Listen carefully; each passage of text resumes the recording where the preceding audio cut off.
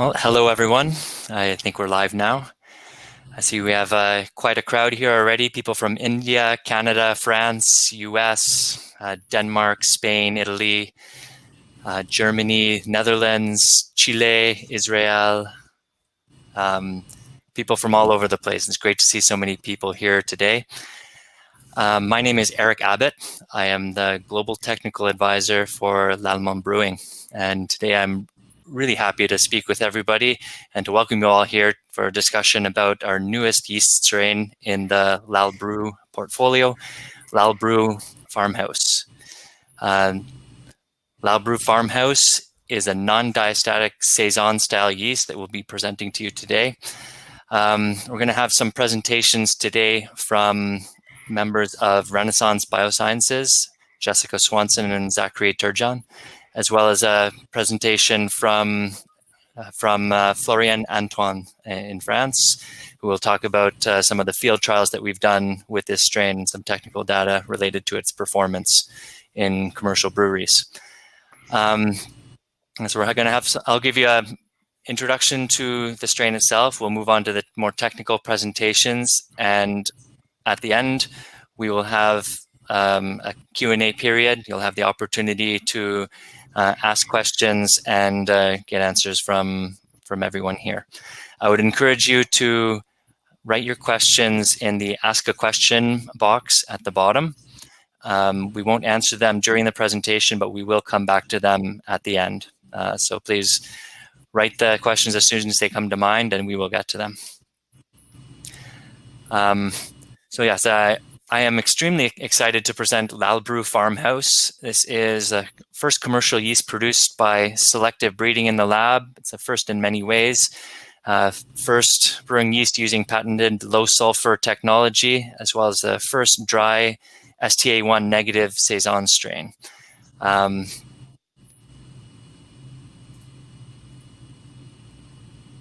So this strain was obtained by breeding using non-GMO techniques to remove the gene responsible for diastaticus activity in the STA gene. This strain preserves Saison characteristics typical of farmhouse and Saison beer styles, and it also uses a no H2S production technology that is patented from UC Davis. It produces aromatic compounds that are consistent with the Saison style. Some quick facts about this strain. It is a pure strain of Saccharomyces cerevisiae. It is POF negative, or POF positive, It is POF positive. It produces some phenolic compounds. It is killer neutral and ferments in a temperature range of between 20 and 30 degrees Celsius. Fermentation is normally completed within 5 days from yeast pitch. Alcohol tolerance is in the range of 13%. Attenuation is very high, similar to a non-diastaticus highly attenuating strain such as LalBrew Nottingham, and flocculation is low. In terms of the flavor profile of this strain, it is a POF positive strain. The characteristic of the phenolic aroma will be more clove at lower temperatures, and pepper and spice will tend to dominate at higher fermentation temperatures. There's soft aroma notes of apple, bubblegum, and banana. In general, it's a very nice Saison yeast that has been selected to have no diastaticus activity and no problems related to diastaticus in the brewery. So without further ado, I'm going to present the team from Renaissance Biosciences that was involved in selecting this strain. Jessica Swanson, a Bachelor in Science from University of New Brunswick. She is the lead development scientist and beverage unit manager at Renaissance Bioscience. Jess and her team are responsible for the product development, application testing, and licensing of Renaissance Bioscience's beverage yeast products. She has a passion for craft beverages and collaborating with bakeries, distilleries, cideries, wineries, and breweries to evaluate new and novel yeast. And her colleague, Zachari Turgeon, Master in Science from University of Guelph, and he's the principal scientist in microbial research and innovation at Renaissance Bioscience. He is one of the founding employees at Renaissance Bioscience and has 14 years of experience in yeast research. Zach leads his team to develop innovative microbial technologies, mainly focusing on whole organism engineering, biodiversity characterization, fundamental yeast biology, biosynthesis, and forward-looking technology, scouting, and implementation. He is passionate about yeast-based solutions to solve problems across a wide variety of industries, especially in the craft beer industry. So take it away, Jessica and Zach.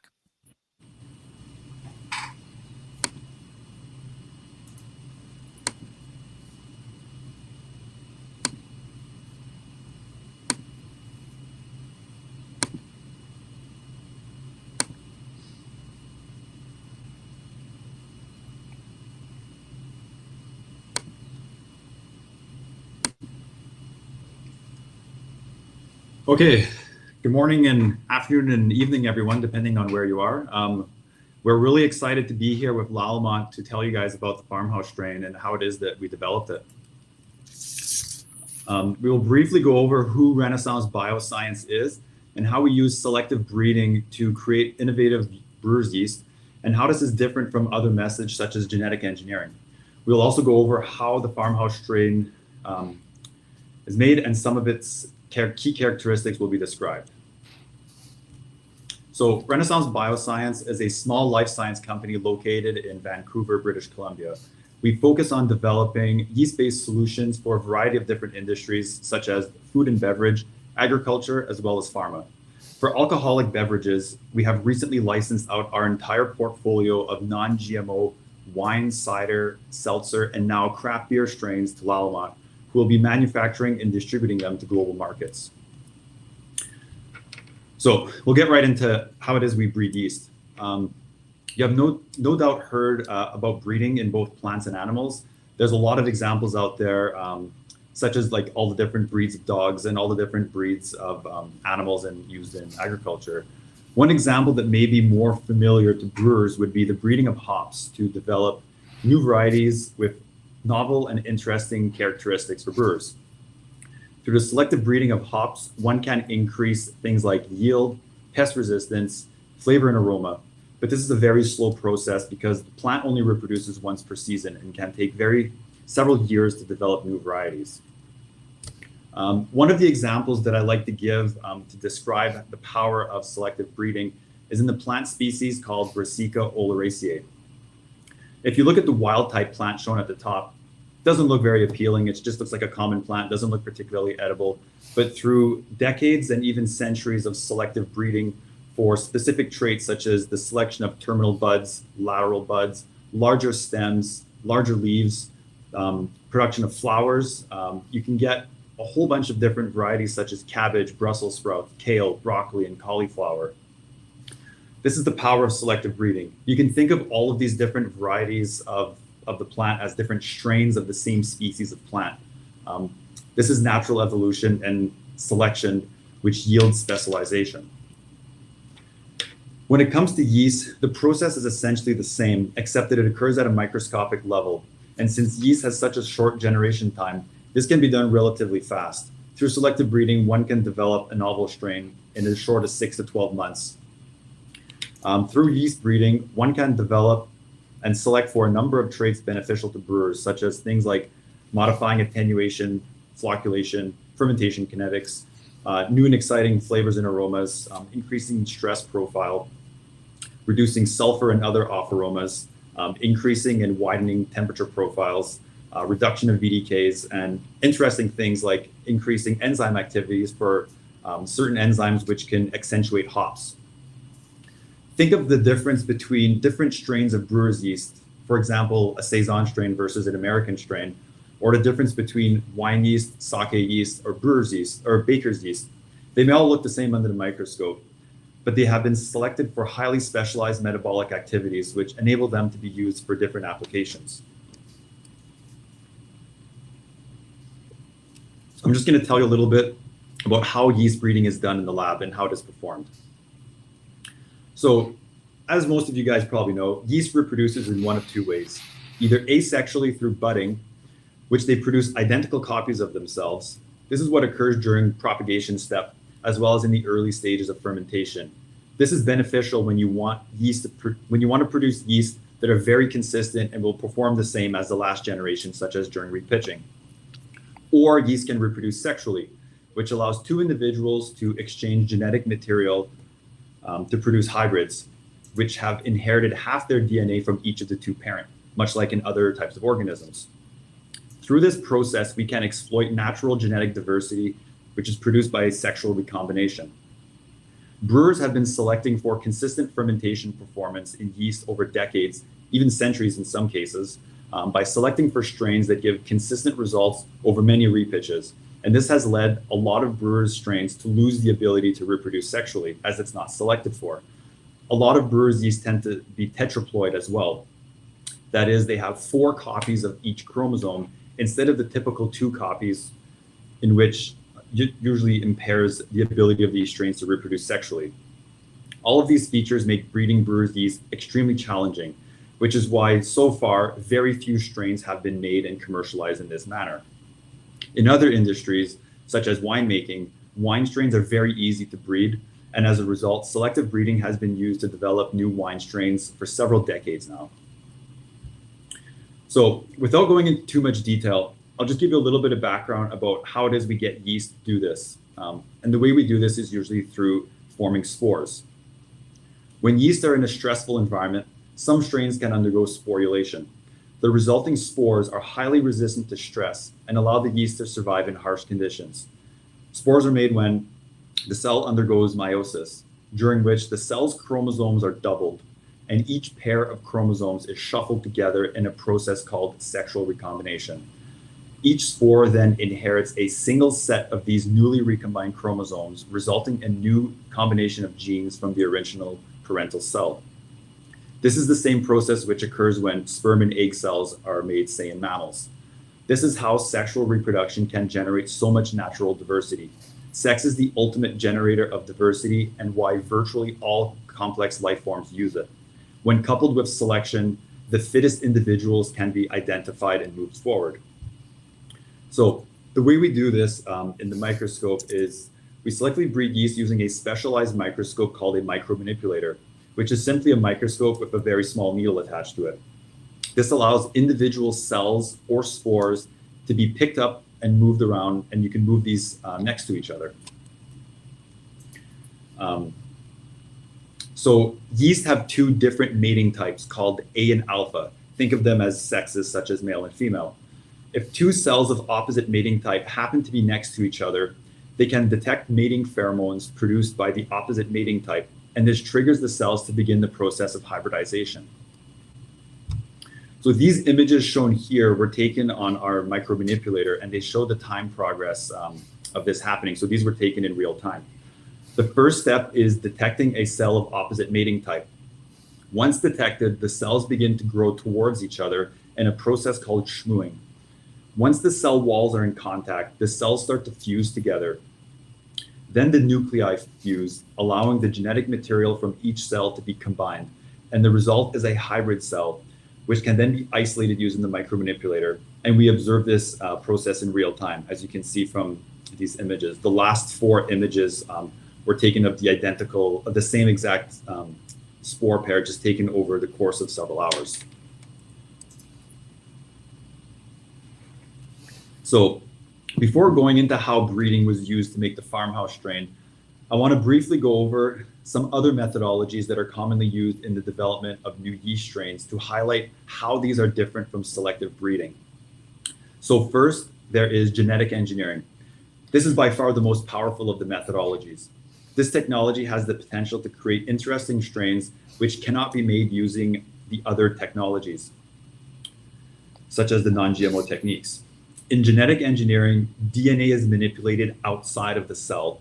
This DNA is usually from a different organism. It is then introduced into the yeast cell, which gives the cell some new capability. One example of this is sour B.Sc from Lallemot. This strain has been modified to produce lactic acid by taking the metabolic genes directly from lactic acid bacteria and inserting them into yeast. This allows the yeast to produce lactic acid during fermentation. No need for a separate souring step. Next, we have selective breeding. This, as I was just talking about, is the selection of new gene combinations via sexual recombination. This is how we developed the farmhouse strain. I will get into those specific details in just a moment after going over a couple of other methods that are commonly used, one of which is adaptive evolution. This involves growing yeast in highly selective conditions in order to push a certain trait forward, such as increasing ethanol tolerance by growing the yeast in ever-increasing ethanol concentrations, which can generate strains with increased ethanol tolerance. The same can be applied for things like temperature and other stressors. This can take hundreds of generations to achieve. This is essentially survival of the fittest. But by and far, the most commonly used method for isolating or creating new brewer strains is bioprospecting, which is simply isolating wild strains from different environments. This typically involves sampling, enrichment, isolation, and then screening. Some examples of commercial products isolated by bioprospecting are Lallamont's Philly Sour, Verdant IPA, and Voss strains. In many cases, bioprospecting is combined with either selective breeding to combine strains together or of adaptive evolution to improve specific traits. So now we're going to get into how we use selective breeding and bioprospecting to generate the farmhouse strain. When we first decided to set out and making this strain, we had a few criteria we were looking for. We wanted to create a strain with a Saison-like aroma, flavor, and fermentation characteristics, but that lacked the ability to utilize dextrins, that is, selecting against the STA1 gene. We also wanted to incorporate our patented no H2S technology through breeding.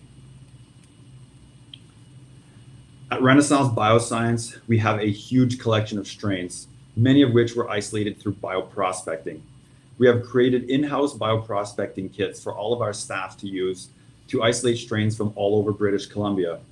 We've isolated strains from different fruits, flowers, tree sap, even mountain summits. We've isolated strains from the Pacific coast all the way to the Okanagan and even into the Rocky Mountains. From our collection, we wanted to identify what strains we could use to create our ideal non-diastatic Saison strain. The first parental strain was isolated here in Vancouver. This strain was found to have very efficient utilization of maltose and maltotrials, but completely lacked the STA1 gene, meaning it was non-diastatic. The second parent is a strain which was isolated in Italy and does not produce any hydrogen sulfide during fermentation. This strain was isolated from a vineyard which had very low sulfur use, and so naturally developed a very efficient sulfur metabolism, which resulted in no H2S being produced during fermentation. This technology was patented by UC Davis and was licensed to Renaissance Bioscience for use for selective breeding into alcoholic beverage strains such as wine and beer. The third parent was isolated from a French Saison-style beer and was identified by our sensory panel as having a very pleasant Saison-like aroma profile. But this strain was diastatic, as are most of the typical Saison strains. In the next slides, I will go over how each of the parent was bred in order to create the farmhouse strain. So in the first breeding step, we hybridized the non-diastatic Vancouver strain to the no H2S Italian strain to create a non-H2S producing strain which efficiently consumed maltose and maltotrials. However, this strain lacked the aroma and flavor we were looking for a Saison or farmhouse strain. Therefore, we had to take it and breed it to a third parent, which is the Saison parent, which I just mentioned. So in the second part of the breeding, we bred the strain created in the first step to the diastatic Saison strain, which had the desirable aroma and flavor profile we were looking for. We then selected for variants which retained the Saison aroma, no H2S, and efficient maltose and maltotrials utilization, but now lacked the STA1 gene, that is non-diastatic. After screening hundreds of variants, our screening pipeline identified one strain which stood out and hit every single specification we were looking for. That's how the farmhouse strain was born. Now I will pass it off to Jessica, who will tell you a little bit about its characteristics.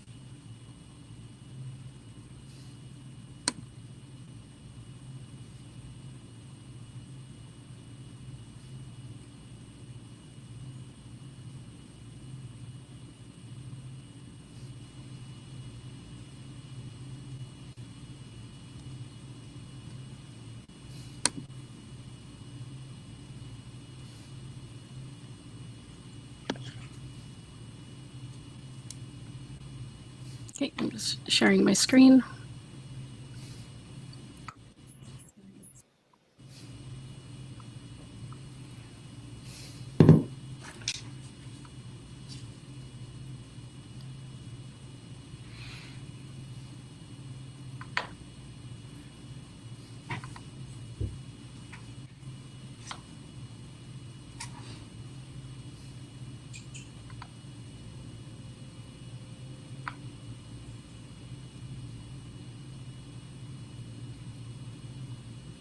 Great. Are you guys able to see? Yes. Yep. Okay, great. Hi, so I'm Jessica Swanson. I'm the lead development scientist here at Renaissance, and my team is responsible for doing all the phenotypic characterization that Zach's team creates and that we bioprospect. We have an in-house pipeline where we, when we intake a new strain into the lab or create a new strain, we assess it for full HPLC profiles, fermentation kinetics, and headspace and sensory analysis. So I'm going to go over some of our lab scale data that we have for Farmhouse. So as you know, Farmhouse is a non-diastatic Saison. So it is going to share fermentation kinetics similar to an American ale strain rather than a traditional STA1 Saison, which are known to have those really long, slow fermentation curves that can last 20 days plus. And that's due to, of course, that small amount of glucose that's continually liberated from the wort by the glucoamylase activity from the STA1 gene. So traditionally, brewers will get around this by increasing the fermentation temperature from anywhere 27, 30, 32 degrees to speed up this reaction. And that's because there's a rule of thumb called Arrhenius's law, where a 10-degree increase of temperature in Celsius will equal around a twofold increase in enzymatic reaction. So you can speed up the yeast's metabolism and also speed up the rate at which that glucoamylase works. So you can take a 20-day fermentation and bring it back down to 10 to 15 days, like a typical strain. But that's not necessarily the case with Farmhouse because it doesn't produce the glucoamylase and it ferments like a normal American ale strain. So you can see here, this is a chart that breaks down the carbohydrate profiles from that previous gravity chart. We have brewing sugars on the bottom, and this would be your maltose, maltotriose, glucose, and fructose. And you can see both Farmhouse and the traditional STA1 positive Saison complete the fermentation of these brewing sugars around day 7, at which time Farmhouse's metabolism will start shutting down. But the STA1 positive Saison can continue its metabolism and continue fermenting in the fermentation wort because of that glucoamylase activity, which you can see here in this top chart. It has this really long, slow fermentation of dextrin material. So Farmhouse doesn't necessarily benefit in the same way that a traditional Saison would from increasing temperature. But the one time you would want to increase temperature for this Farmhouse strain would be to shift the clove and fruit balance of the yeast. So if you brew at warmer temperatures, you're going to get more of those fruity descriptors and fruity notes and less of the clove. But you need to be cognizant and really paying attention to the yeast health, because just like with an American ale strain, if you brew at warmer temperatures, as soon as those brewing sugars are depleted, the yeast will go into starvation mode and its cell defenses will start dropping, at which time the toxic effects of ethanol and some of those fermentation byproducts that are now in the beer can have a detrimental effect to the yeast, and your yeast's viability will start dropping, and you'll get some of those autolytic aromas, very typical of an American ale strain. So you can brew warm, but just have a really close, pay really close attention to what's happening with the viability of the strain. And particularly at warmer temperatures, ethanol and some of those fermentation byproducts have an even more detrimental effect. So just pay very close attention. Like Zach mentioned, Farmhouse has this unique trait that we breed into all of our yeast. That's the non-H2S production. So what is H2S? It is a volatile sulfur compound with the aroma of rotten eggs. Because it is a sulfur product, it does have a really low sensory thresholds, so in the parts per billion. So even a little bit can have a pretty negative effect on your fermentations. It's also a very reactive molecule, meaning that it can be very hard to analytically detect. And because it's reactive, it can combine with other things in your fermentation and form things called mercaptans, which are other volatile sulfur compounds, and they have the aroma of garlic, onion, burnt rubber. So all around pretty nasty stuff that you don't want in your fermentations. So H2S is a natural byproduct of the formation of cysteine and methionine by the yeast, which are two sulfur-containing amino acids. So yeast will, if FAN is limiting in your wort, so worts with higher adjunct ratios typically have more H2S issues, and that's because there's not enough cysteine and methionine in the wort around the yeast naturally that they can't uptake. They have to generate the cysteine and methionine themselves, and as a byproduct of that, you get H2S. So this is why, worts higher in adjunct typically have more H2S issues.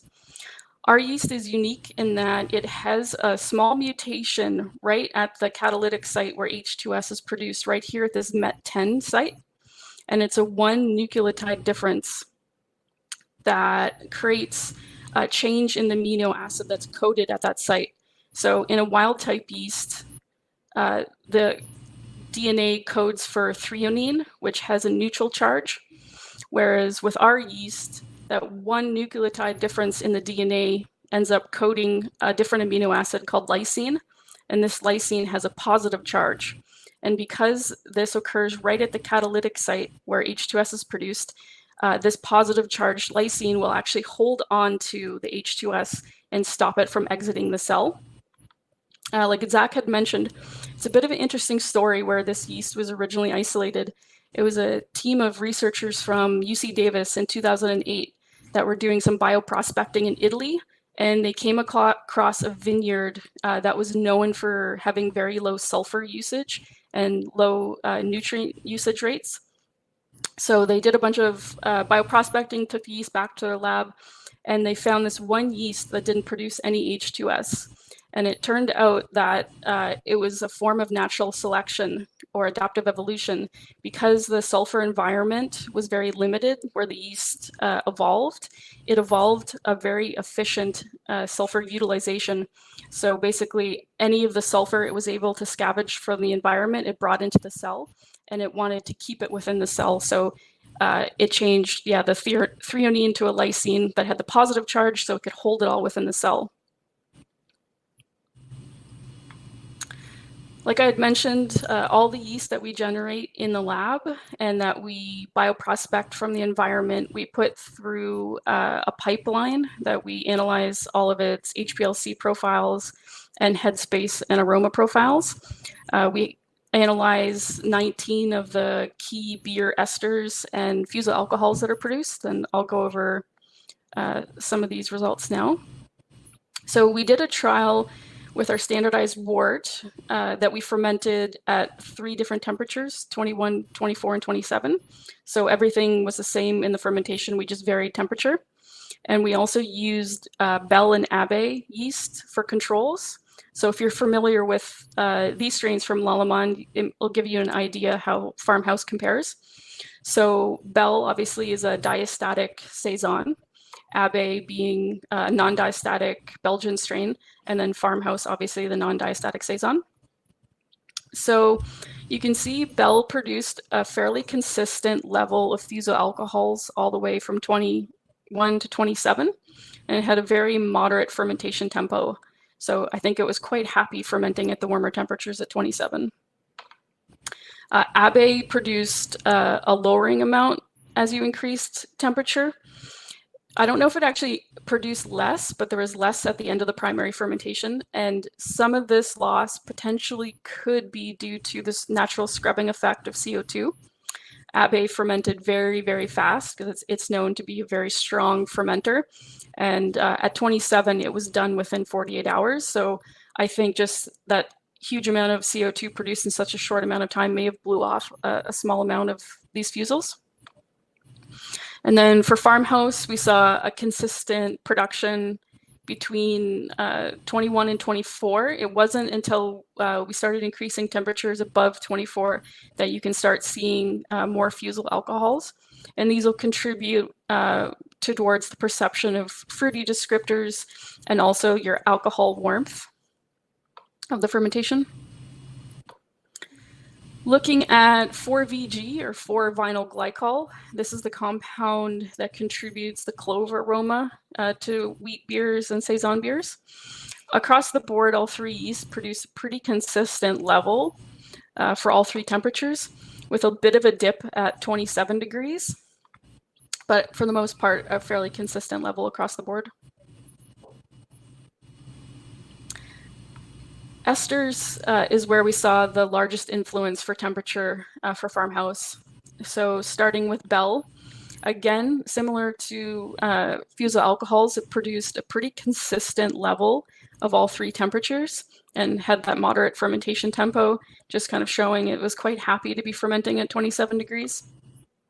Abbé again showed a decreasing content as temperature increased, similar to the fusel alcohol trend. And farmhouse showed the exact opposite of increasing content as temperature was increased. So how did these analytical flavor and aroma contribute to the actual sensory analysis of our human perception?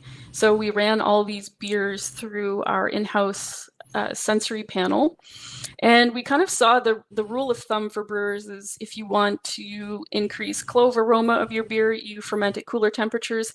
And if you want to take the balance more to the fruity side, you brew at warmer temperatures. And that's exactly what we saw.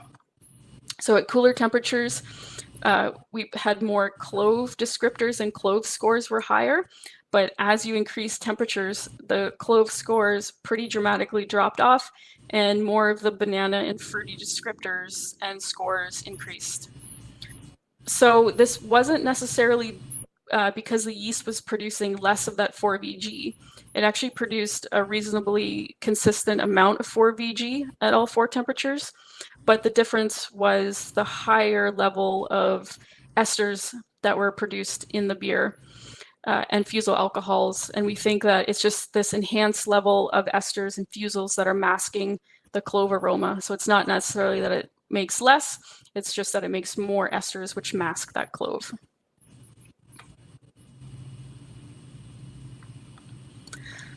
If you're interested, these are the standardized fermentation conditions for our 12 Plato wort, which we use for assessing any wheat beers or Saison beers that come into the lab. And we do include a proportion of adjunct, so in the form of brewer's crystals, because we want to make sure that we're promoting that SRS pathway, just to make sure that in a real world condition, our yeast won't make any H2S at all.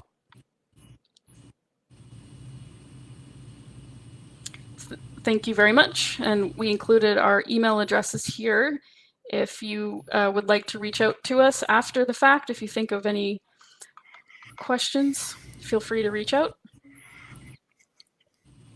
And I'm going to pass it over now to Florian, who's going to go over some of the application testing and field trials. Yes, thank you, Jessica. So I'm Florian. I work for LalBrew Brewing, and I'm the technical sales manager for France, Switzerland, and Belgium. And what I'm going to present you today is the results from the trials we've done with the brewers.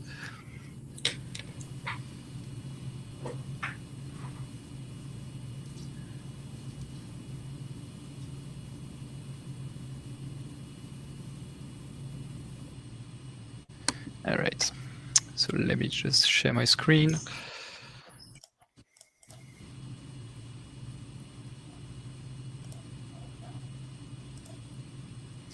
Can you see it?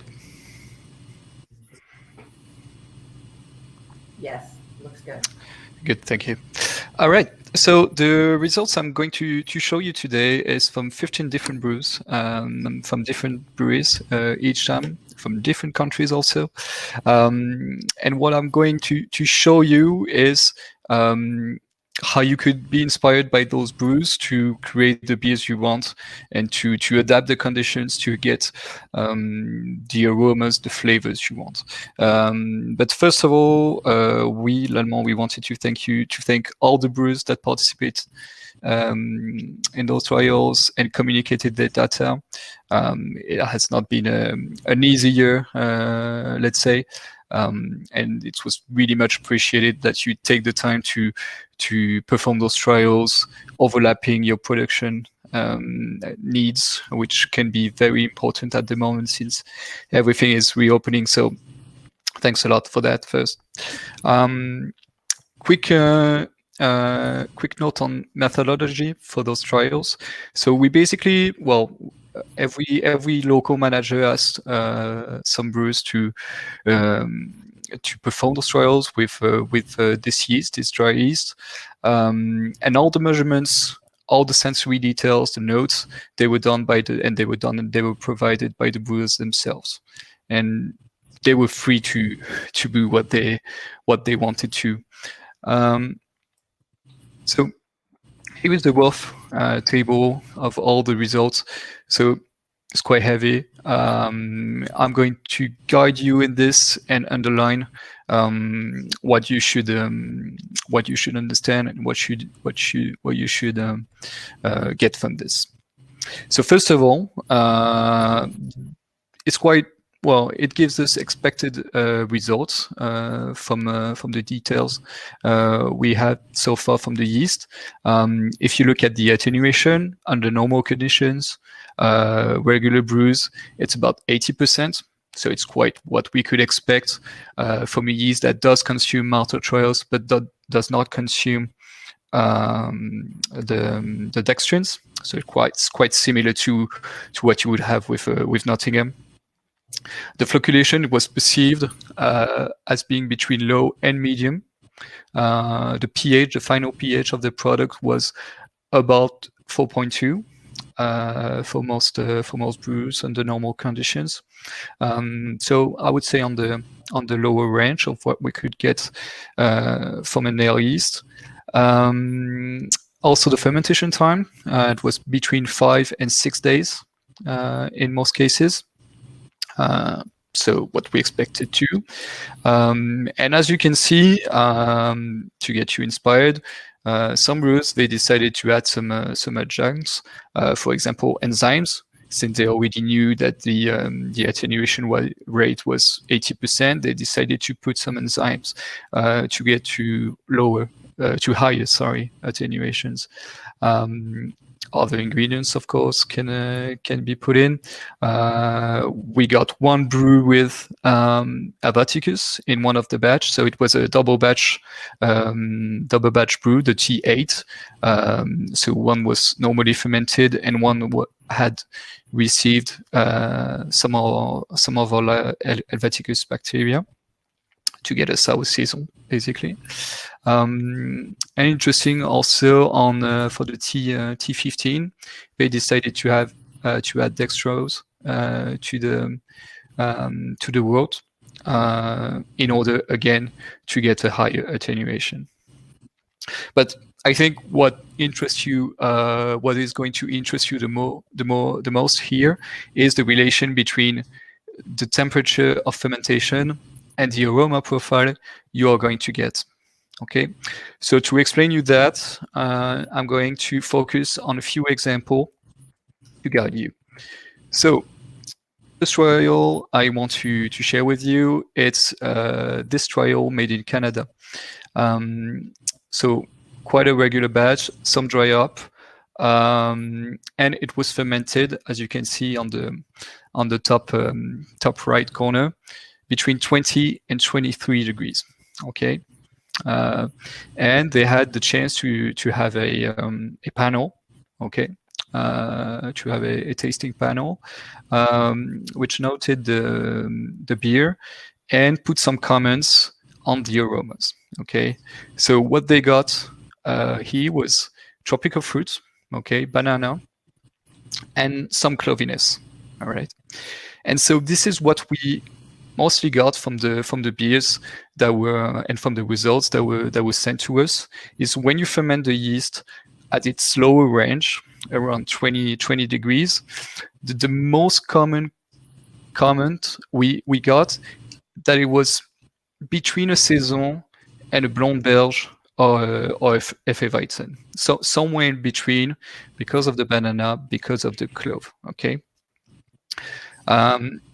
If we compare these results to those two brews from Italy, they decided to ferment at 26 degrees this time.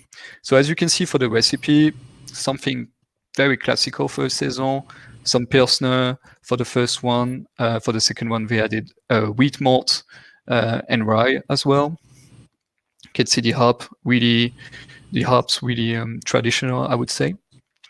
And they noted, both of them, something more very peppery, very on the spice level, some fruitiness.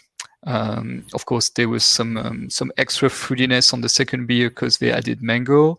They also noted for the second brew clove, but that's because they also did a proteolytic step. Because I remember that the yeast is POF positive. Okay, so it does convert the ferulic acid into 4VG. So if you want to enhance this clove aspects of your beer, well, you could do a mash step at 45 degrees. Okay, so something really more on the spice level, and something that the flavors they definitely taste more like a Saison. Okay, it's so interesting trial there. This time, one single brew. Okay, you can see the recipe: Pilsner, wheat malt, and also some sucrose. Okay, and 2 fermentation conditions. So one was fermented free-wise from 19 to 23, and one was fermented at a flat 27. On the first one, for the lower temperature range, they had the feeling that the body was fuller with a lot more esters. About the body, I remind, and this is written there, that they got the exact same attenuation. Okay, so this is just about perception there. And they got more banana, some stolen fruits. Okay, and doesn't seem dry, whereas we had almost more than 90% of attenuation. Okay, and so this beer, it's like a mix between a Weizen and a Blanche Belge, let's say. If you compare it to the one fermented at 27, they felt a drier finish. Okay, it was more drinkable and more, as I said before, on the spices. Okay, so pepper, also a bit of clove, of course, and really something crispier, definitely something crispier, something that did make them feel like they were drinking a Saison. Okay. So I think this trial, especially this last one, is really interesting to understand how you could use that yeast and how you could choose the right fermentation, the right temperature of fermentation, to get what you want. So, as I said, and as we all said, on the lower range of the temperature, you will get something like that resembles as a blonde brune, something really, really Belgian, but not, well, something really Belgian, but between a blonde and a Saison, let's say, with all the banana flavor, all the cloviness. When it's fermented at higher temperatures, that's when you are going to get those Saison-like flavors, the crispness, something more peppery as well. So, as a reminder as well, I put again the results we got from most fermentations during those trials, an attenuation that's around 80%, a pH around 4.2. Of course, this can vary according to your conditions. And for most fermentation, it lasted between 5 and 6 days. And that's it for the presentation of the trials. I will let my colleague Eric answer your questions. Okay, thank you, Jessica. Thank you, Zach, and thank you, Florian, for your excellent presentations. We're going to move on to some questions. We've already had a few entered in the questions box. If anybody else has additional questions, please feel free to write them down, and we will get to them. I'll address this first question about yeast attenuation. Does this yeast attenuate to the same amount as a diastaticus strain, and by what percentage? This was covered in the presentation. In standard worts, we were seeing around 80%, but depending on your wort, you may see between 78 and 84%. In general, we see that this strain is very efficient at metabolizing all other wort sugars, glucose, maltose, maltotriose. It simply does not metabolize dextrin, so it will depend a little bit on your wort composition there. Second question about whether we have data for glycerol production relative to wort composition. I think this was covered in the presentation as well, but Jessica, do you want to respond briefly to that again? Sure. We didn't put it in the presentation, but we do the data that I showed you of Bell, Abbey, and Farmhouse at the 3 different temperatures. We do have full HPLC profiling for that as well.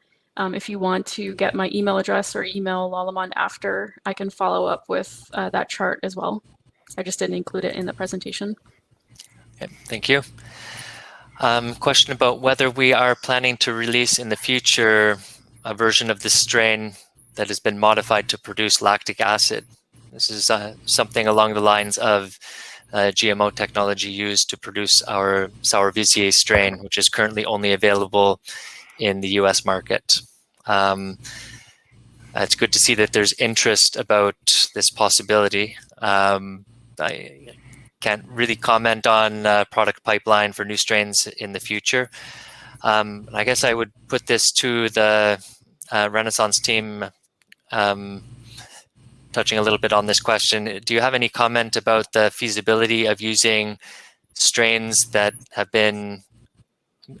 gone through selective breeding, and could they in principle be used as a base strain for doing genetic modification as well? Are there any technical limitations for that?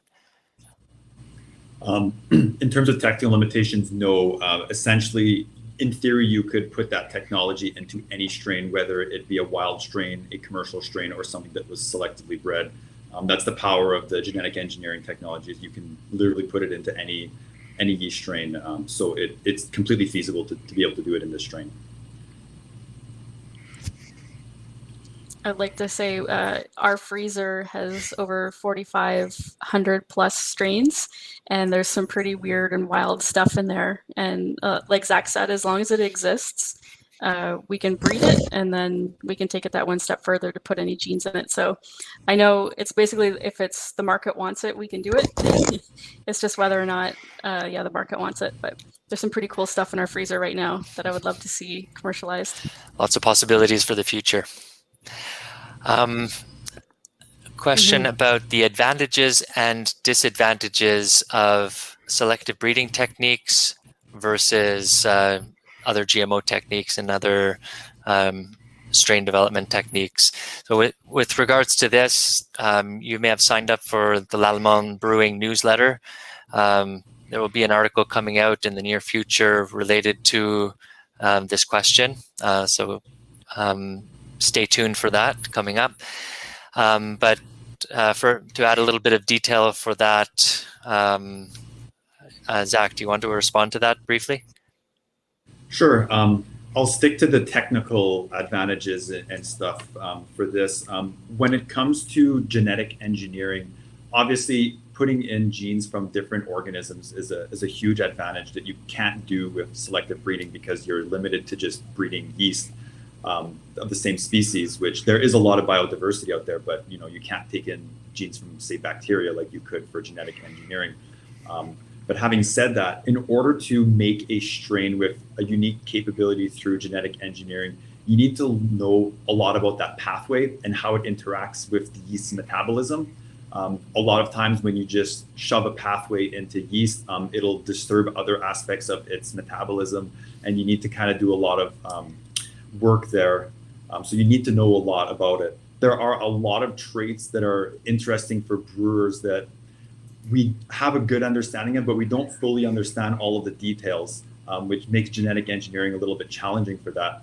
Whereas when you take something like selective breeding and you're taking two natural yeast strains which have the traits that you want already naturally in them, and you breed them, the yeast will figure out a way to combine those in a way that is suitable for its own metabolism.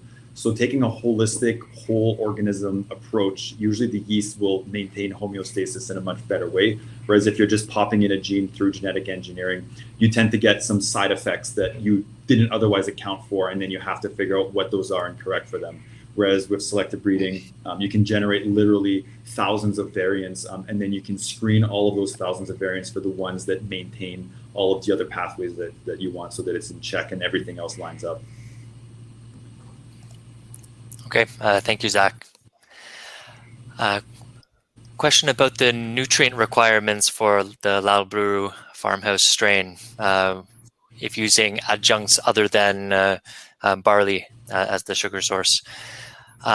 We saw in the presentation, Jessica was mentioning that their standard wort does include a percentage of brewer's crystals, which would be make the wort a little bit lower in nutrient content.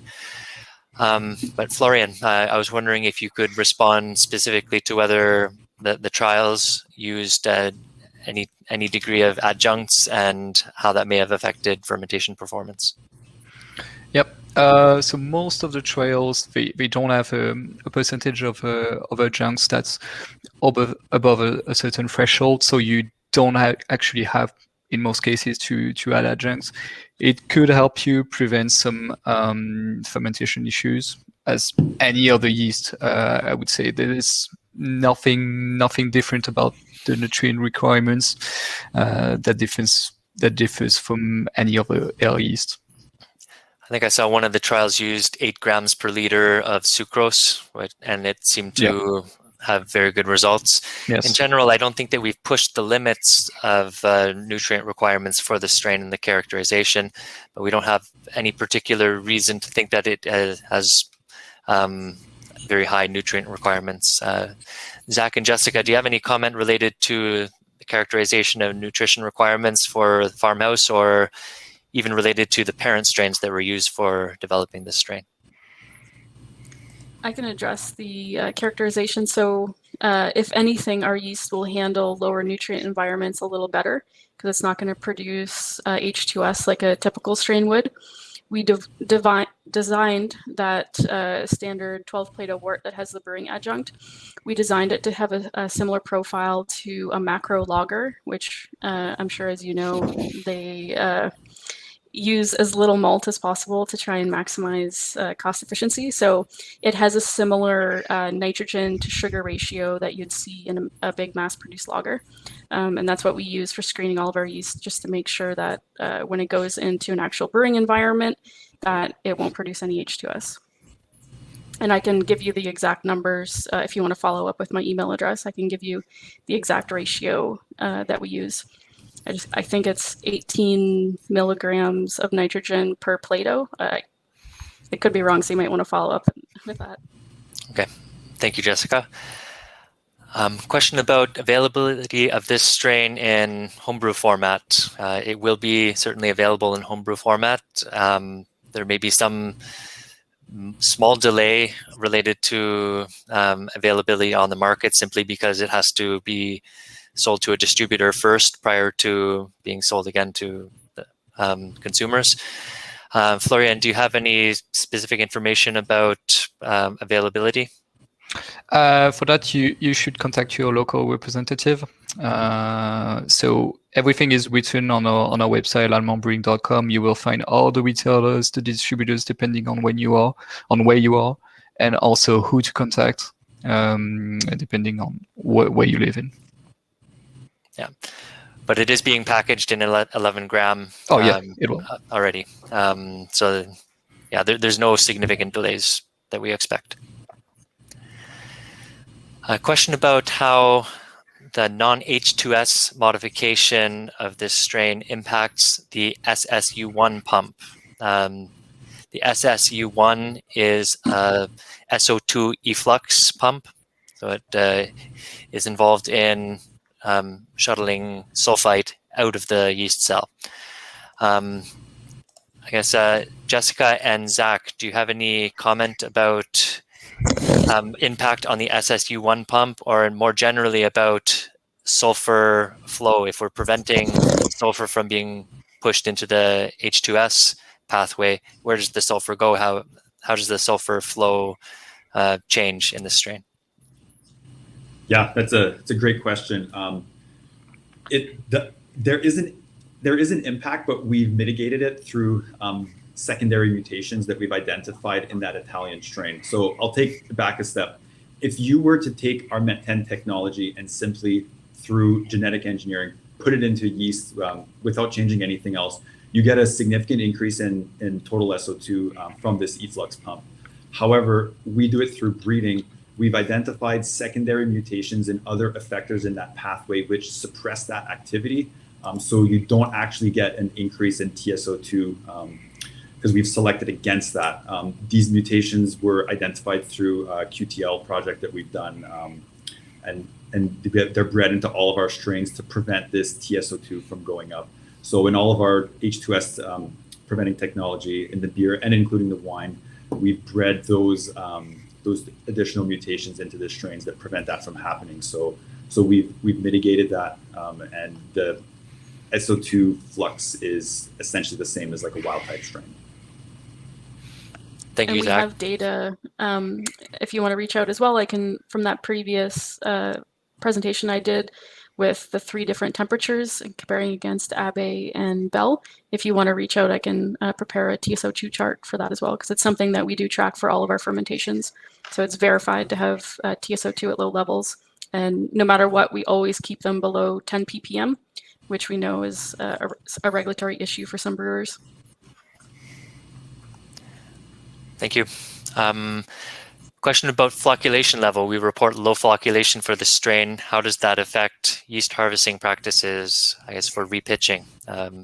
Florian, do you have any comment about that from commercial trials? Have people tried repitching this strain yet, and have they had any success? I don't think has anyone tried, as it was like a first shot and only shot for most of the cases. I have actually some comments about the yeast bottoming out on day 4, so it could actually be done. I also said, like, during the presentation, the flocculation was medium to low, so it's not completely powdery, I would say. Something that I would add to that is that traditional Saison strains often take a long time to complete their fermentation due to the slower action of the glucoamylase enzyme. Even if flocculation is a little bit slower, it will likely still flocculate. And since fermentation is so fast for the LalBrew Farmhouse strain compared to a traditional Saison strain, you'll likely be able to still let the yeast drop out and harvest within a reasonable time, and likely still faster compared to a traditional Saison strain production time. Any additional comment from Zach or Jessica? No, I think you handled it. I think that covers it. Comment related to pitching rate. We recommend between 50 and 100 grams per hectoliter, but I believe some of the trials have gone below that. Florian, would you like to comment?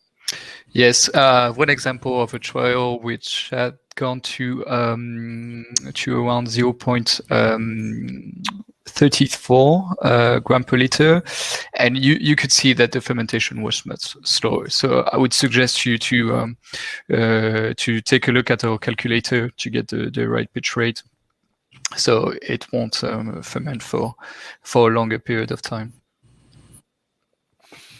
Thank you. I don't see any more questions. If there's any more, this is your chance to ask them. I will say that we have a lot more information on our Saison Solutions Best Practices document. There's a link for that as part of this webinar, and you could also find it on our website, lalamonbrewing.com. There is more detailed information and graphs outlining some of the strain-specific differences related to esters, phenolics, and fusel alcohols, for example, as well as fermentation kinetics. The TDS is also available on our website, and I invite you to reach out with any additional questions to our website, brewing@lallemande.com, or you can contact the Renaissance team as well, and they've listed their contact information in their presentation. So thank you very much, and I hope you enjoy this new strain.